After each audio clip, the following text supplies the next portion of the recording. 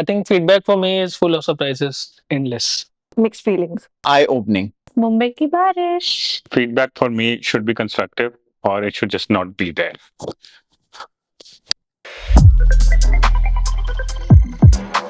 I feel like whenever we create something, at least for me, I try to put in like 200% effort. So then it's like my baby. And then when it goes out and someone's like, I don't like the color of your baby. Obviously, I'm just like, no, why are you criticizing my baby?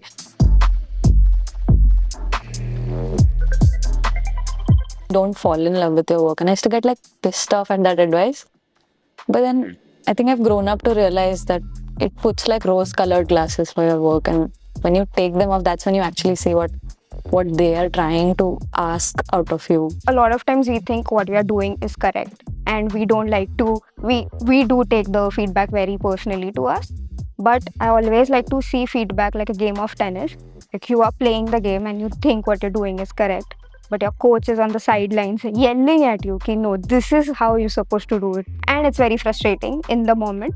But also the people who are the seniors who are giving you the feedback, they have been in your place. You know, when I first started, I thought feedback was like personal, but I've, learned that it is actually a collaboration with the brand. When you are creating a body of work and like working on it with the brand, sometimes it may not go as planned, but you agree to disagree with your client. You don't always get what you want, and it's what actually the brand wants that needs to be done.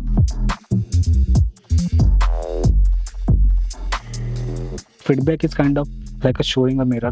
That's something I did see in the design.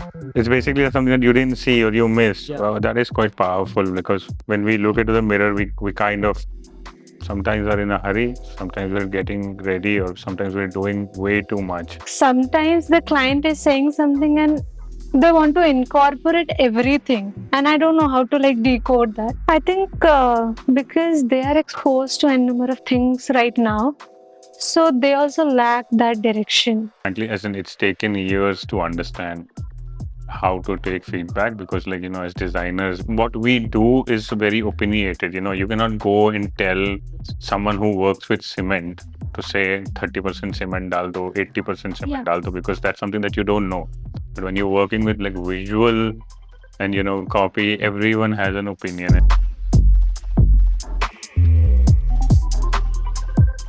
Constructive feedback is great, but if it's not constructive, listening, which that's why I think we work very well together.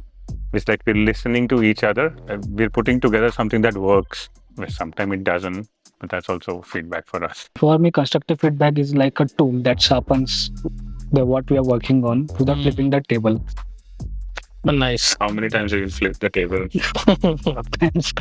I think constructive feedback for me is like a gift. Oh my God, you sound like a god right now. Constructive feedback is a gift.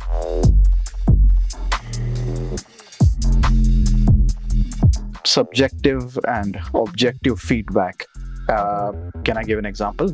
Yeah. Well, if the client says that they want a particular shade of blue, and then we go back to the client, listen, we have done our research, we have looked at the brand guidelines, we have gone through color psychology, and we found out that green is the better color. If it's coming from personal feedback versus coming from brand guidelines, that needs to be sorted out first rather than actually being worked on while it is. Like we work on a client together and we have, and there's always like, how can you add this? How can you add that? So I think subjective feedback, yes.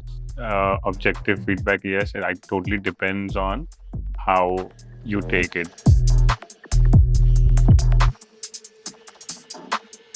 I think feedback shouldn't be an agreement for what I've been asked for, but it should lead to something engaging, something progressive. So rather than doing exactly I've been asked for, I ask questions to them, and which gives them a bigger picture and I get more clarity about it. You also get so much feedback from me. You never ask questions. You listen, but that's a good thing. I have to listen to you. But that's not true. Authority should not take over not understanding. I think feedback is about understanding each other.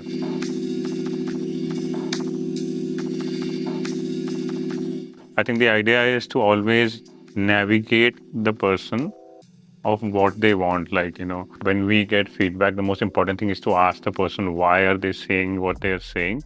Only then you can solve it. And I think it was very difficult back then when you were only working for print, because once gone's gone.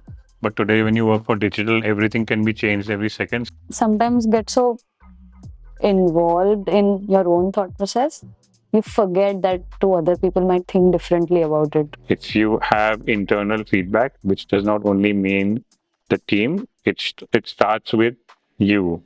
As in, when you are doing something, I think if you question what you are doing, Yeah. you already know. So when someone's giving you feedback, you already have an answer of that thought process and where you've reached. I think you've obviously seen this with me for a long time. Like, Yeah. I love these hurdles behind my computer where I call all of you guys and be like, what do you think of it? Sometimes with context, sometimes without context. That just puts things more in place. In perspective also. Yeah. Yeah, that's quite interesting.